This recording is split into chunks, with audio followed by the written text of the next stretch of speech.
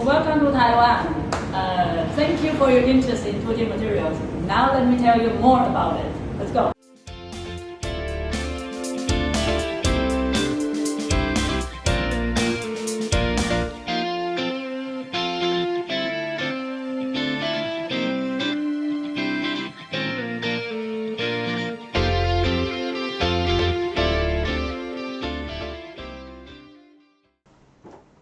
Hello, my name is Ping Hsieh. I'm happy to be here today. Here means that I'm in Taiwan while you are in Korea. In case you haven't visited Taiwan, it's a beautiful island with a lot of famous food and sights. But the thing that is most interesting to us today is that a large portion of our GDP relies on electronics. And so that means that in Taiwan it's very important to know about the future of electronics. And so if you are looking at the predictions, we expect that there is kind of two categories. One is called more and more, where more is of course Moore's law, and the other one is called more than more. I want to talk about more and more first, and then how 2D materials electronics can help in extending its lifetime. Moore's law is an observation that speed and size improve twofold every 18 months. We have been holding steadily to this exponential improvement for the last 50 years. We need this kind of improvement in size and speed, not only for enhancing the performance of existing applications, but also in order to enable new applications such as 5G, new wearable electronics, etc. The improvement in Moore's law has been made possible because of ingenious improvement in the device structure and device design. We have seen the evolution of the transistor from conventional FET to fin FET, and we are expecting nanosheet FET that are kind of fins, but they are separated. These fins are only about 10 nanometers wide and a couple of nanometers thick. As the channel thickness reaches the nanometer range, there's one problem with silicon. At this atomic thickness range, silicon becomes rough and surface scattering is happening, which would decrease the carrier mobility by a lot. Previous work has shown that there is a T to 6 dependence, and so there is a very steep decrease of mobility as you shrink your devices. That's where 2D materials are trying to help. 2D materials are atomically thin, and which means that all atoms are at the surface. But even in this condition, they are retaining their high mobility. So the vision is that we could make electronics out of 2D materials and be much better than silicon electronics at this inevitable requirement of Moore's law, that is atomic thickness. But there's one problem with that. That is, 2D materials has been only around for the last decade, and so many fundamental questions have not yet been answered. In this symposium, you'll probably hear a lot of ongoing research in improving 2D materials, such as enhancing 2D materials contact resistance, or just establishing if 2D materials are indeed better compared to silicon. Because even though the mobility of 2D materials is improved compared to silicon, many other key performance parameters, such as cutoff frequencies or supply voltage, they're all much worse than silicon. So it's not clear what advantage 2D material will have for being electronic materials. So the last challenge is that there are a lot of more mature materials out there that have been considered for assisting Moore's law. And so it's not clear to me, at least, if 2D materials can serve as a channel material for improving Moore's law.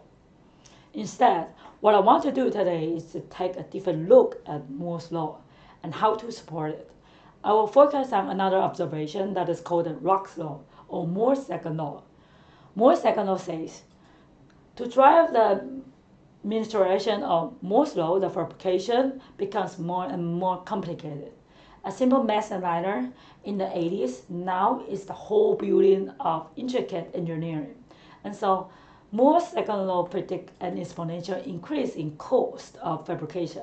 Up to now, this increased cost in cost of fabrication was always offset by the gain in efficiency of producing transistors. If it can squeeze more transistors into one piece of silicon, it can afford to pay more for processing. But the problem is that this is not true anymore, and the cost of per transistor is basically plateaued. The flattening means that there is no cost reduction anymore for new transistors, and that the economic drive for Moore's law is weakening. So our idea is to use 2D materials to enhance Moore's second law rather than solve the problem with Moore's first law. So what I'm hoping to show you today is more and more at lowest cost. And so that is what my lab has been focusing on. We're looking into 2D materials and the properties that emerge when you produce them in extreme confinement, or when you take 2D materials and put them into extreme confinement. So my work is on improving the quality and scale of 2D materials through this kind of extreme confinement and through new synthesis route and functionalization approaches.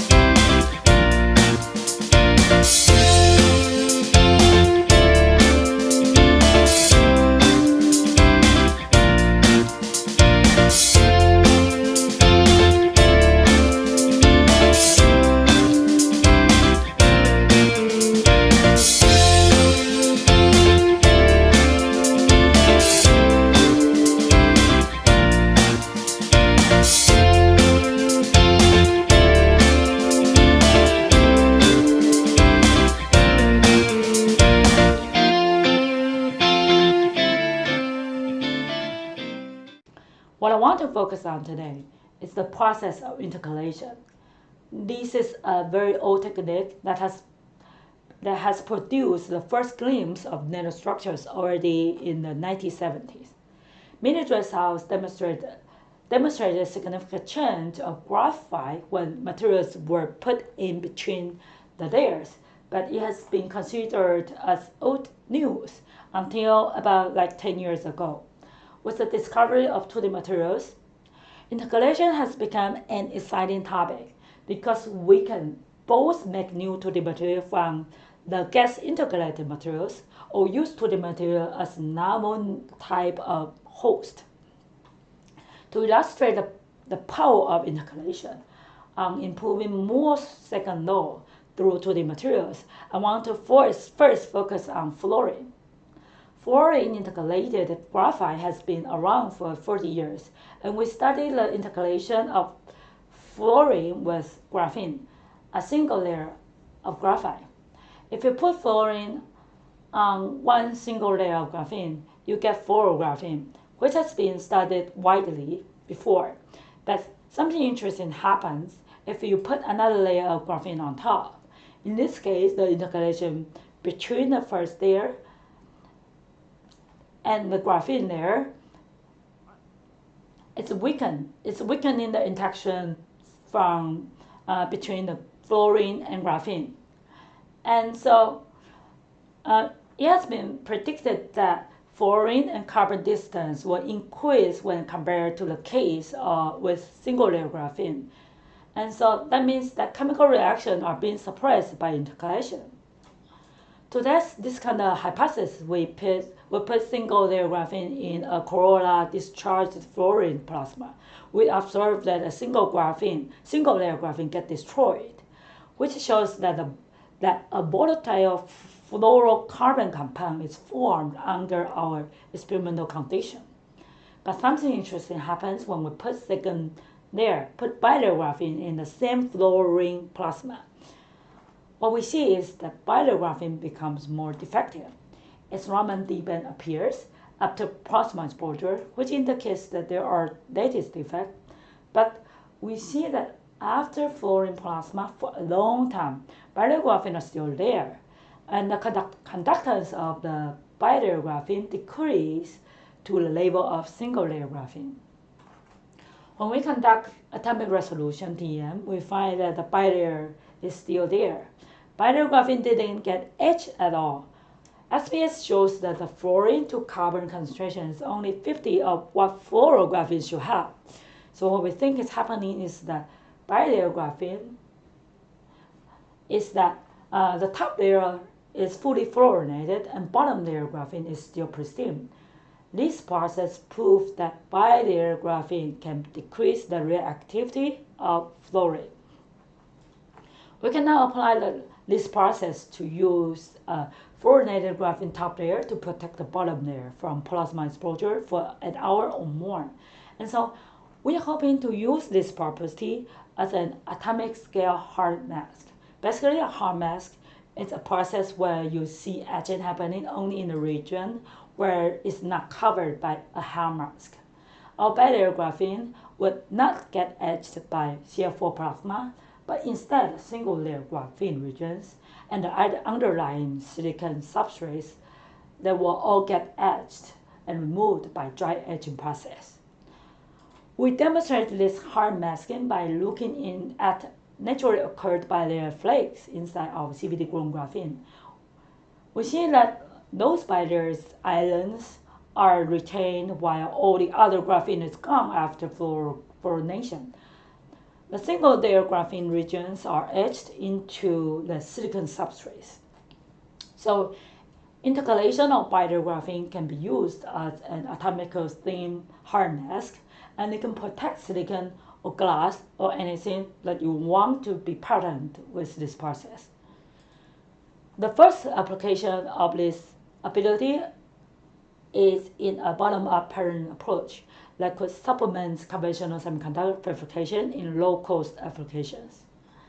Wrinkles are something that occurs in graphene because of a mismatch in thermal expansion. After synthesized graphene, as you cool down the system, graphene will expand with lowering the temperature, whereas graphene's gross substrate copper will shrink during cooling process. Wrinkles are very long and they're kind of straight. And because wrinkles are folding back on themselves, wrinkles consist of multi-layers, so we can easily get these triple-layer graphene ribbons after growing graphene. So they're ideal masks because they are nanometer in size and they can protect silicon underneath. Using these wrinkles, we can fabricate silicon nanowall easily with high aspect ratio and in nanometer width. A simple demonstration of the value of this bottom-up process is the application of these multi-layer graphene ribbons.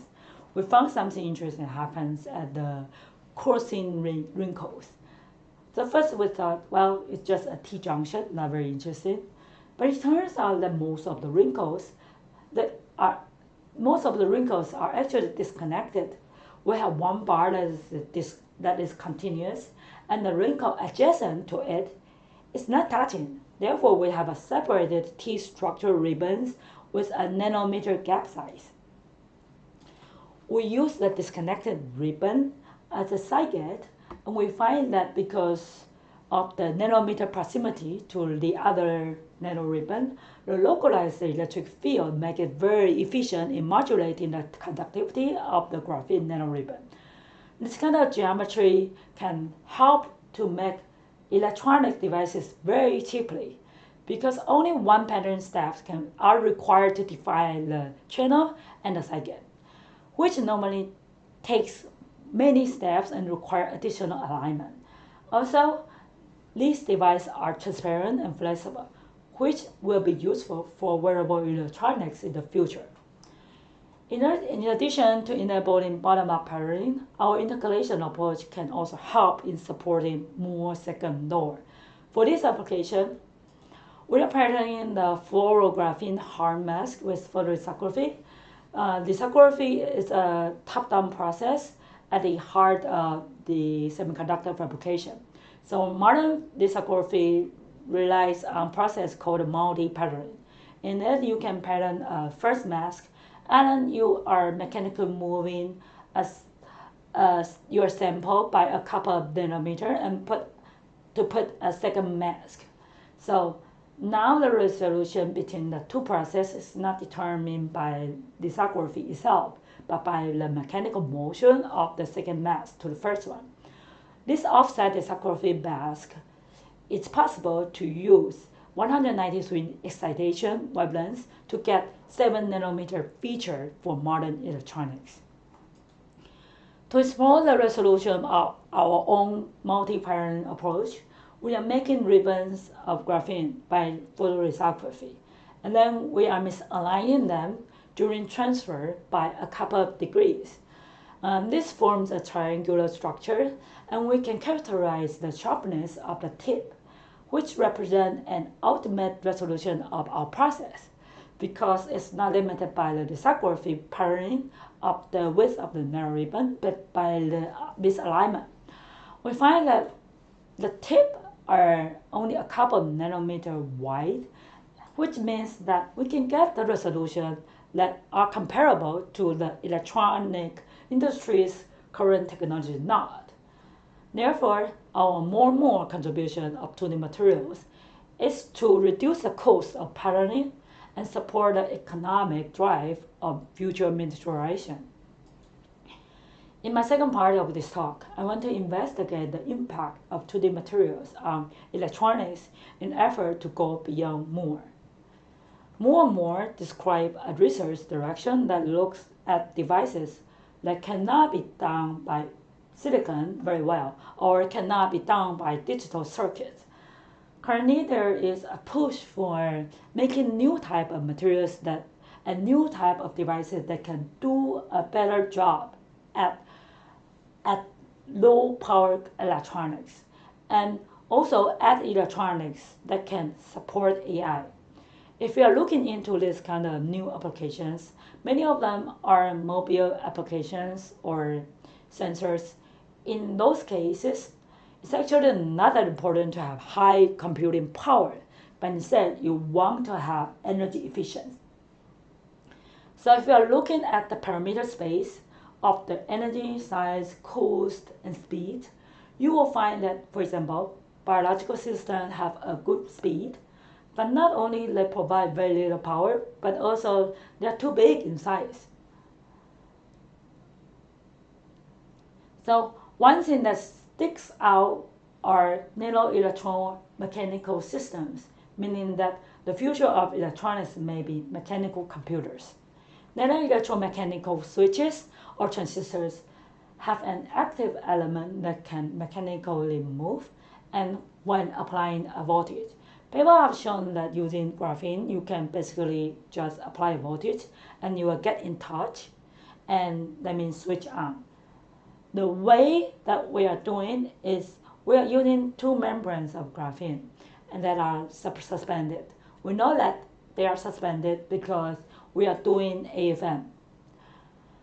And we are seeing a vibration pattern as shown in the figure, a pattern that shows us that they are oscillating in response to the vibration tip of the AFM tip. When we are now applying a voltage between the membranes, we are seeing something interesting. The current jumps up, and this is a very abrupt change, and it's over a very large range. We see all the way to 10 to 6 between on and off ratio. So we are having a high power efficiency here. We also find that it's really fast. We are getting microsecond delay, and we are not sure if it's really the intrinsic speed, because we find that our device oscillates at 300 megahertz. Instead, we think that it might be just a straight capacitance that limits the speed. Something even more interesting to us is the impact of the extreme confinement. We find that when we are applying a voltage, two layers of graphene will stick together. After we remove the applied voltage and we took the sample out to the Raman characterization, we find that graphene is under tension, which also indicates that graphene is stuck together. That also means that the two layers have an intimate enough contact that the stiction between the graphene layers wins over the restoring force of its own mechanical strength. Now the strong interaction is something that interests us because my lab has been focusing on the study of confinement. People have been looking into what would happen to materials in such van-der-Waals confinement. If you're looking with if you're working with graphene in ambient, you don't even have to put a material between the graphene layers. Instead, a layer of water is always present. So we now have a way to squeeze water into into into graphene at very high pressure.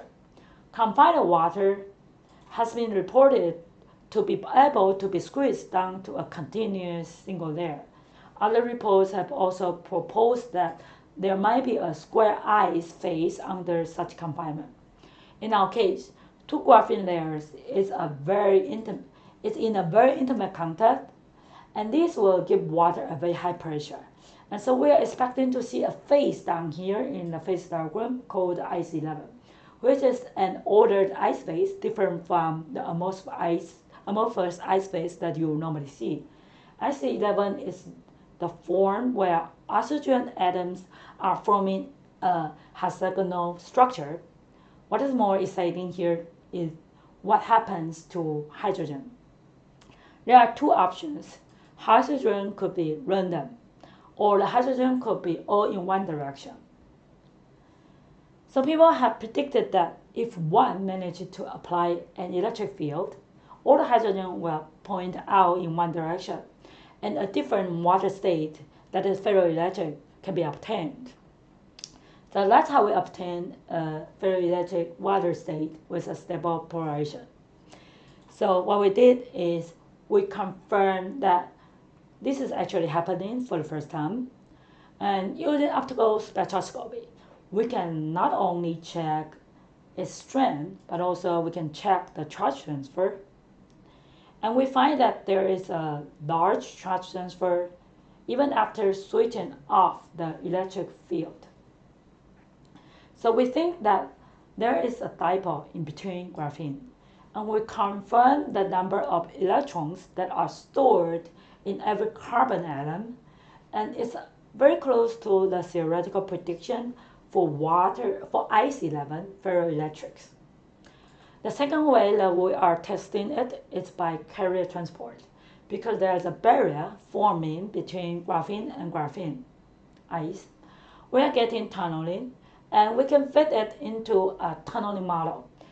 And what we find is that the tunneling barrier decreases as we wait for the polarization to occur. And so this is a second independent evidence that we have for ferroelectric polarizations. The last method to confirm that there is a ferroelectric ice between graphene is by high frequency measurement, where we are finding a relaxation time in the range of nanoseconds, which is somewhere between water and ice.